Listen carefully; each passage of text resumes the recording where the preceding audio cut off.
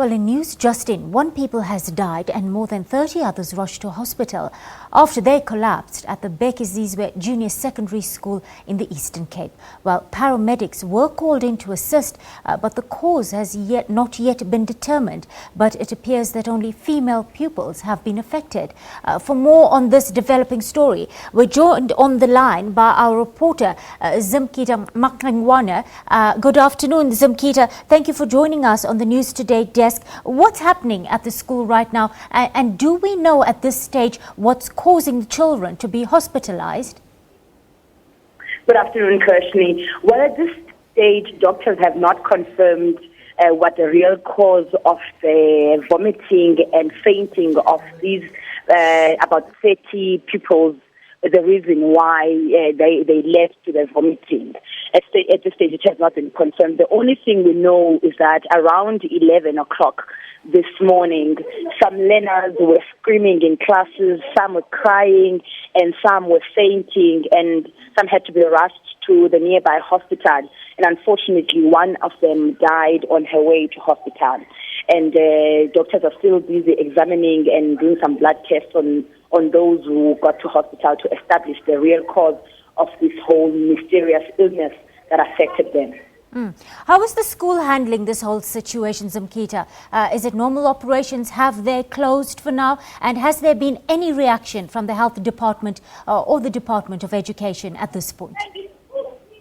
The mood is very somber at the school at this stage because there is this learner that has passed on, and also there's panic because those who were not affected by this mysterious illness do not know what the cause is, and as a result do not know whether they will not be victims next time. Schooling had to be cut short before the end of the day, and pupils were sent home.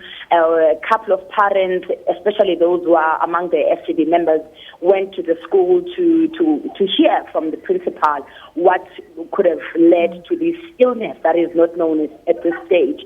The Department of Health assisted by dispatching those paramedics to ensure that first aid is being made to assist those who were affected by the sickness.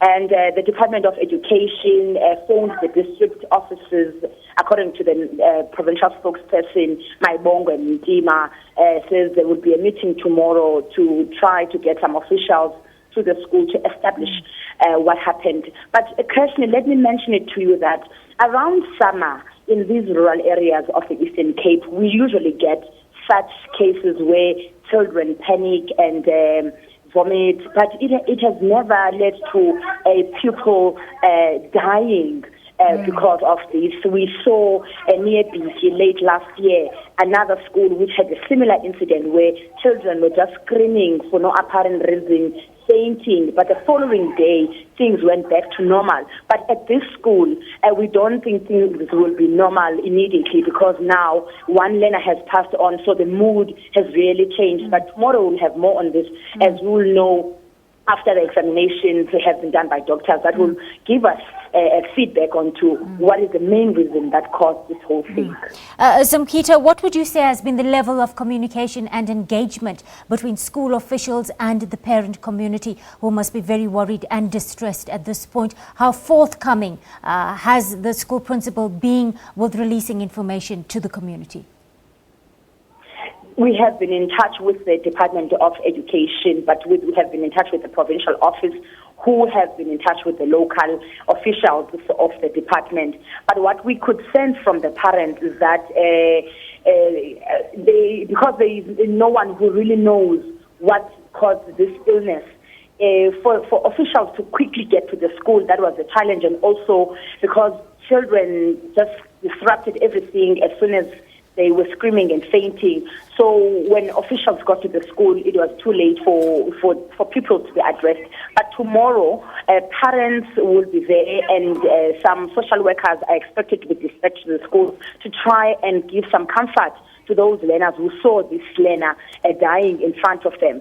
So we are expecting tomorrow that things will try to get back to normality. But as like I mentioned, Kirshni, it's not going to be smooth transition between today and tomorrow, as there is this learner that has passed on. We will also try and get in touch with the family, because the family will also wait for the department to brief them on what happened that led to their child dying in school premises.